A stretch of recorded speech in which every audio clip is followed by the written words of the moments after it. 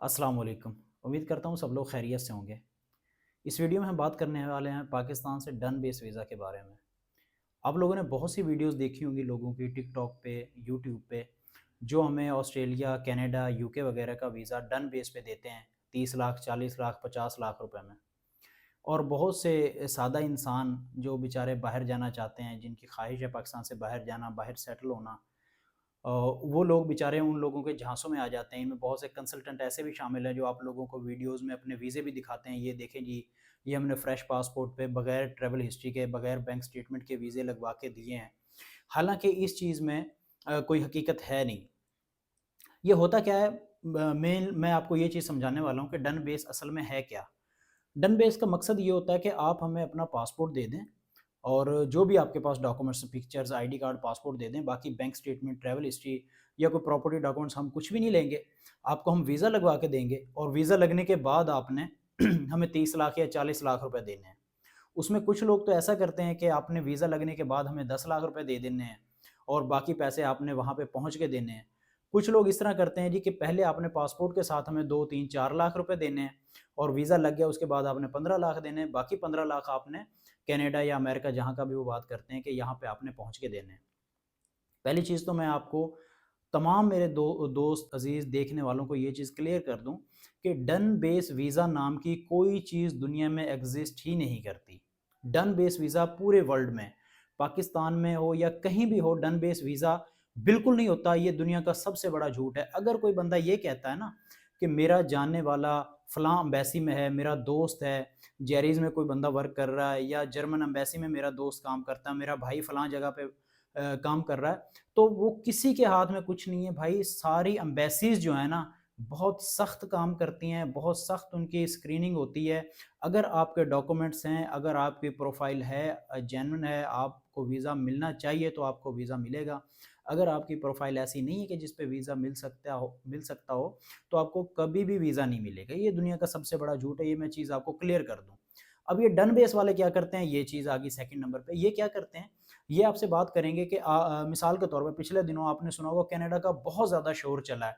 तो वो अक्सर कंसल्टेंट क्या करते थे, वो कहते थे कि आपने जी 2 लाख रुपए या 3 लाख रुपए आपने हमें एडवांस देने हैं। $1000 आपने एडवांस देना है हमें। ये नॉन रिफंडेबल होगा, मतलब ये रिफंड नहीं होगा अगर वीज़ा लगता है या नहीं लगता। ठीक है? और हम आपका अप्लाई करवाएँगे और वीज़े के बाद आपने हमें 30 लाख रुपए बाकी देने हैं। तो सोचने की बात ये है कि $185 कनाडा एम्बेसी की जो है वीज़ा की फ़ीस है, $185। आप उन्हें $1000 या $500 जितना भी आप एडवांस दे रहे हैं, तो वो तो उनका आ गया ना प्रॉफ़िट। पहली बात, वो तो उन्हें प्रॉफ़िट मिल गया। आपका वीज़ा मिल जाता, आपको वीज़ा मिल जाता, आपका वीज़ा ग्रांट हो जाता, तो उनके जो 30 लाख बाकी आपने आपसे बात हुई है, वो तो उनकी लॉटरी लग गई। ये बाई मतलब ये चांस होता है। वो एक ये समझ लें कि वो एक उनकी लॉटरी होती है। अगर आपने उनसे बात की हो, वो तो कहते हैं कि जी हमने डन बेस पे आपसे बात की थी, आपका वीज़ा लग गया, लिहाज़ा हमें बाकी 30 लाख रुपए आप हमें दें। ठीक है? और अगर आपने अब वही चीज़ें जो है, वही डॉक्यूमेंट्स आप अपने लगा के खुद अप्लाई करेंगे, तो अगर वीज़ा मिलना होगा आपको फिर भी मिल जाएगा। ठीक है? अगर वीज़ा नहीं मिलता तो उनके जो पैसे $185 उनकी फ़ीस लगी है और बाकी उनका अगर 10-20 हज़ार रुपए जो खर्च हुए हैं वो तो उन्हें मिल गए हैं। आपको वीज़ा मिले या ना मिले, इनसे इस चीज़ से उनका कोई सरोकार नहीं है। वीज़ा मिल गया तो उनकी लॉटरी लग गई। अगर वीज़ा नहीं मिला फिर भी उनका कोई नुकसान नहीं है, ये नुकसान आपका है। होगा क्या कि आप साल, 2 साल, 4 साल बाद जब जेन्युइन तौर पे खुद भी अप्लाई करना चाहेंगे, तो भी आपका पासपोर्ट ऑलरेडी खराब हो चुका होगा क्योंकि आपकी रिफ्यूज़ल लग चुकी होगी। ठीक है? तो वो तो प्रोफ़ाइल आपकी ऑलरेडी खराब हो गई। ठीक है? मैं बिल्कुल भी इस चीज़ को रिकमेंड नहीं करता कि कोई भी बंदा पाकिस्तान से डन बेस यूरोप के लिए, अमेरिका के लिए, कनाडा के लिए, कहीं के लिए भी अप्लाई करे। अगर आपकी प्रोफ़ाइल है, भाई आपने 30-40 लाख रुपए जो किसी को देने हैं, वो आप अपने अकाउंट में रखें, अपनी बैंक स्टेटमेंट खुद बनाएँ, आप अपनी ट्रैवल हिस्ट्री खुद बनाएँ और खुद जाके अप्लाई करें। अगर अल्लाह ने आपका रिज़्क लिखा होगा तो इंशाल्लाह आप ज़रूर जाएँगे।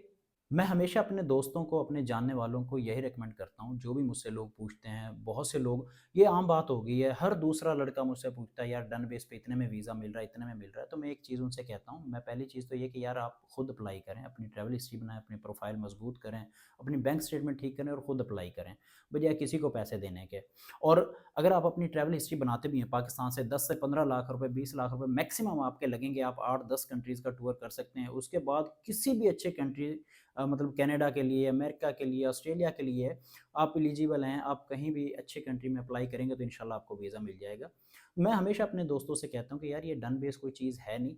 हाँ, अगर फिर भी आपने मतलब बहुत से दोस्त मेरे ऐसे हैं, मेरे जानने वाले हैं, वो मुझसे मशवरा भी लेंगे, बात पूछ भी लेंगे, लेकिन उसके बावजूद उन्होंने जाके उसी एजेंट को जाके उन्होंने पैसे दे देने जहाँ पे उनकी बात हुई पड़ी है। अभी भी मेरे जानने वाले हैं, किसी ने फ्रांस की बात की हुई है जी, 30 लाख में मेरी बात हुई है। किसी ने कनाडा के लिए बात की हुई है। हालाँकि मैं उनसे कहता हूँ कि ये नामुमकिन चीज़ है। ये चीज़ मैं ज़रूर कहता हूँ कि अगर फिर भी आप नहीं मान रहे, आप चाहते हैं कि आपने ये रिस्क लेना या आप एक तजर्बा करना चाह रहे हैं, तो फिर आप ऐसा ज़रूर करें कि आप एडवांस ना दें किसी को और ये चीज़ क्लियर कर लें कि भाई ना मैं पहले दूँगा पैसे, ना मैं वीज़ा लगने के बाद, क्योंकि ये बिल्कुल आम है पाकिस्तान में, जाली स्टिकर्स लगते हैं, नकली स्टिकर्स। पहले ये कभी नहीं होता था, अब आपको वो पासपोर्ट भी देंगे ना, उसपे कनाडा का, शेंजन का कोई स्टिकर लगा होगा। यकीन करें जाली स्टिकर्स मार्केट में 10,000 रुपए में स्टिकर मिल रहा है, ठीक है? वो आपको स्टिकर लगा के दे देंगे, आप कैसे उसकी तहकीक करेंगे? कैसे कन्फर्म करेंगे ये असली है या नकली है? वो आपसे पैसे ले लेगा। यहाँ से आप यहाँ तक भी सेटिंग होती है कि यहाँ एयरपोर्ट से भी वो आपको क्लियर करवा देंगे इमिग्रेशन से। उनका लाख 50,000 रुपए फ़ी बंदे का लगता है, वो यहाँ से क्लियर करवा देंगे। वहाँ पे आप जाएँगे, एयरपोर्ट पे आप जाके फँस जाएँगे, डिपोर्ट हो जाएँगे। अच्छे कंट्री कहीं पे आप जा रहे हैं तो आप बैन हो जाएँगे, आपको जेल भी हो सकती है। तो ये गैर कानूनी चीज़ें हैं, इनसे बचें आप। अगर कोई भी बंदा आपसे डन बेस की बात कर रहा है तो खुदारा उसके झांसे में बिल्कुल ना आएँ, ये सबसे बड़ा झूठ है, पाकिस्तान में ये लानत है। इनके लिए हम अल्लाह से सिर्फ दुआ कर सकते हैं, अल्लाह इन्हें हिदायत दे, जो गरीब लोगों को लूट रहे हैं। आपने पता नहीं कैसे-कैसे अपनी 30 लाख रुपए, 20 लाख रुपए पता नहीं कितनी मेहनत से इकट्ठे किए हैं, क्या-क्या चीज़ें आपने अपनी सेल करके वो पैसे इकट्ठे किए हैं। मैं बिल्कुल भी नहीं चाहता आप किसी भी एजेंट को दें या किसी भी आप मतलब किसी के झांसे में आके अपने-अपने आप पैसे ज़ाया करें, ठीक है? डन बेस कोई चीज़ नहीं है भाई, इससे बचें। अपनी ट्रैवल हिस्ट्री खुद बनाएँ, अपनी प्रोफ़ाइल पे थोड़ी-सी मेहनत करें, अपनी ट्रैवल हिस्ट्री बनाएँ, उसके बाद अपना आप बैंक स्टेटमेंट जो है मेंटेन करें और अच्छे कंट्रीज़ के लिए आप खुद अप्लाई करें। इंशाअल्लाह अल्लाह ताला ने आपका जहाँ पे रिज़्क लिखा होगा, अल्लाह आपको वहाँ पे ज़रूर लेके जाएगा। अल्लाह हाफ़िज़।